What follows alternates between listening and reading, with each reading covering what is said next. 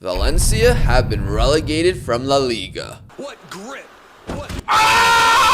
While I would be intrigued by the job, they have confusingly kept Mike Tulberg, who got them relegated in the first place. So we need to focus on UD Ourense and actually sign players because right now, we don't have a proper 11. Luckily, we have roughly $1 million to spend. To begin, a bunch of free transfers arrived. An Austrian goalkeeper named Kramer would be our new starting keeper. Stefan Infuni from Manchester City would lead the defense with Baba Koroma moving into midfield. Lucas Boyar also arrived with our competitive midfield positions. Then our starting fullbacks were loaned in from abroad. Anton Boyerle on the left via Hoffenheim, and on the right, Ion Aramburu from Como. To join Infuni at center back, we either have Maxime Dahl, who came on a free transfer, or Karamoko Kamara, who signed from Nuremberg for 62k. Let's not talk about Emmanuel Ranieri, who I loaned in but forgot the minimum 1500 per week rule, so he couldn't be registered. Finally, to join our mega athletes Espen Johnson and last season's top goal scorer Ibrahima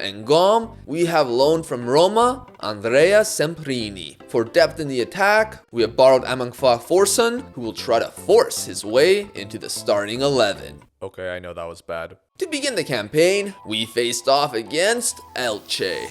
It ended 0-0. Unsurprisingly, we weren't strong favorites for promotion, and neither are Ferrol, the club that embarrassed me in the Spanish Federacion's Uno Decider. However, ever since we both got promoted, they've been no match for us, and that continued here with Espen Johnson's brace. Seriously though, this guy should have considered basketball for how he dunks on his opponents.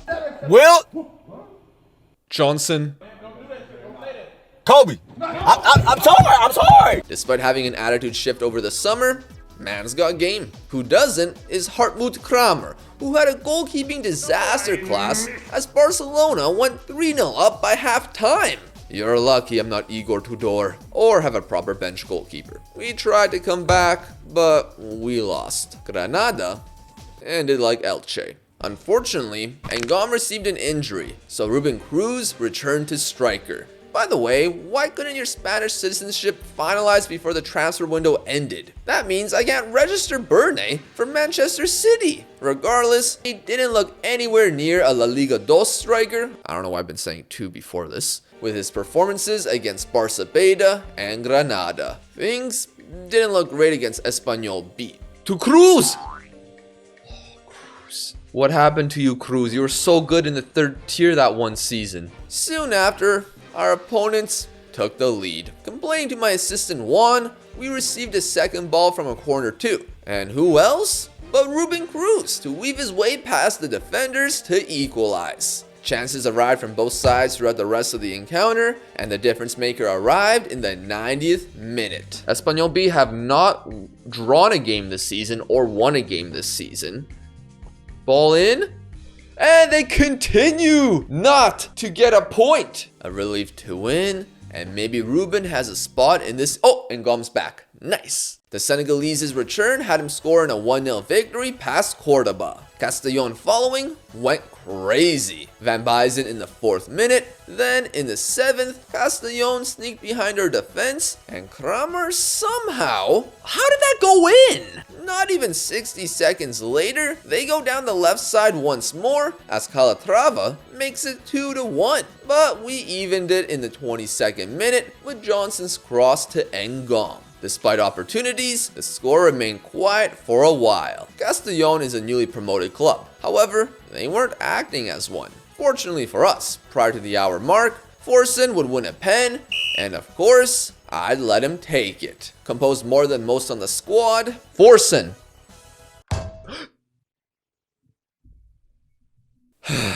It all starts at the head. Ngom less than 10 minutes later, missed a breakaway. Okay, I can't just be the blame. We were on top of it though, and it would only be a matter of time. No! No! To rue the wasted chances. They'd score another outside the box late, which Kramer should have stopped. A disappointing result. Thankfully, we bounced back with Espen Johnson and Ibrahima Ngom massively contributing in wins over Albacete and Tarragona. Then, we hosted Valencia. Valencia manager Tulberg is feeling the heat, as going into this fixture, they have gone 7 matches without a win, which had them drop further from a playoff spot. All things considered, it's still early, and so would our opener from Baba Coroma. We'd soon double our advantage 22 minutes in. Don't worry, Valencia fans. Kramer would completely misjudge the ball following the kickoff to have them within 1. That gave them enough confidence to have them think, hey, maybe we can fix our form. So they equalized in the 29th. Bottling a 2-0 lead, what's new? Thankfully, we composed ourselves before the half, which saw Ngom bring us in front. Despite a crazy first half, the second would calm things down as we'd continue Valencia's misery. Okay, it wasn't calm, but no goals were scored. Valencia's torture would extend to 10 games, yet Tulberg kept his job. Does he have Peter Lim's nudes? In spite of a draw to Racing Santander, our undefeated run extended to 5 after defeating Real Oviedo. Next up is Eibar, spearheaded by the Milkman. Although, that's like if the spear was just a stick, and the stick wasn't made out of wood. Instead, foam. And he poked that foam into his own eyes. Yeah, Milkovic, aka Milkman, left for Eibar at his 400k release clause. And this man did nothing but miss chances, while we scored 6. Let's talk about 6, baby. Let's talk about you and me. Let's talk about all the good things and the bad things that may be. Let's talk about 6. Our goal total is higher than his match rating. Unfortunately, we'd suffer a late loss to Tenerife, and Cadiz proved to be difficult, defeating us at our house, which isn't our house. It's an hour and a half away because we're required to expand our stadium. There's many ways to restart your form. A positive meeting, a slight shift in your tactic, or how about a bloody bicycle kick to win our fixture past Deportivo La Coruña. I salute you, camera. Take a picture of that.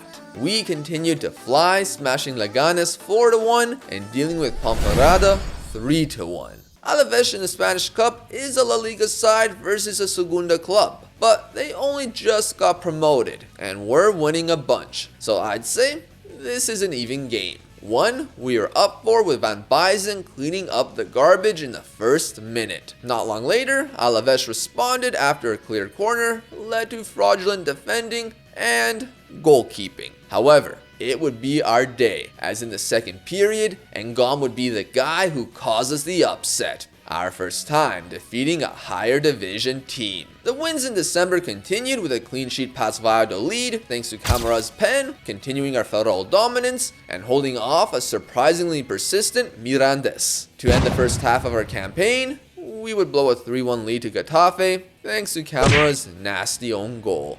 Okay, we can stop taking pictures. Despite that, we'd be placed in 3rd, well in a fight for automatic promotion. While our unrealistic form would slow down significantly into the first 3 months of the new year, which would see us trail away from automatic promotion, we would reach the playoff where I would get promoted to La Liga. Or we failed in the playoff and stayed in La Liga 2. Well, I suppose I will never know. Valencia temporarily fixed their struggles for about 3 matches. Then the losing returned. The media said, this is Tulberg's last chance, until the next game was his last chance. Until he actually got sacked. Through 21 fixtures, Valencia were in 18th and in need of a manager. A La Liga winner in the early 2000s, a Copa del Rey over a decade ago, and of course, the pain of those early 2000s Champions League finals. This club has fallen off a cliff. Relegated to the 2nd tier and diving closer to another relegation, this is what a rebuild is. I sent in my application, and despite only having a Continental C license, they practically begged me to join. Their offer obliterated the 800 euros per week I made at Ourense. Then the transfer and wage budget for a 2nd tier side is money I thought I wouldn't see unless I became a La Liga team. This is a journeyman after all, and I'm traveling from west to east. Thank you for the ride, Ourense. But on this timeline, we are moving to Valencia. Before the video ends, I do want to update things. Ourense will continue on my Twitch. We recently finished the season, and if Valencia weren't so crap, it would have made for a great YouTube video. Who knows, maybe I'll make a video one day called, What If I Never Left Ourense? However, we're shifting to Valencia, and I'm gonna start experimenting with how my videos are made. With this series, all the footage was already recorded in advance, and we've caught up now, and now that we've caught up, I don't think I can maintain seasonal videos that are weekly. I also don't want people to be waiting more than a week in between videos. Some stuff will stay quick and edited, while other parts will be slower, as I'm going to try to put myself on camera more and see what happens. It's like I'm going to try and experiment a lot. Even if that means I'll get slightly less views per video. I'll still release a supercut when the series ends though. So whether you stick with the Valencia portion of the series or not, I appreciate you guys watching and thank you so much for the support. But yeah, we'll see what happens and hopefully it works out. Take care.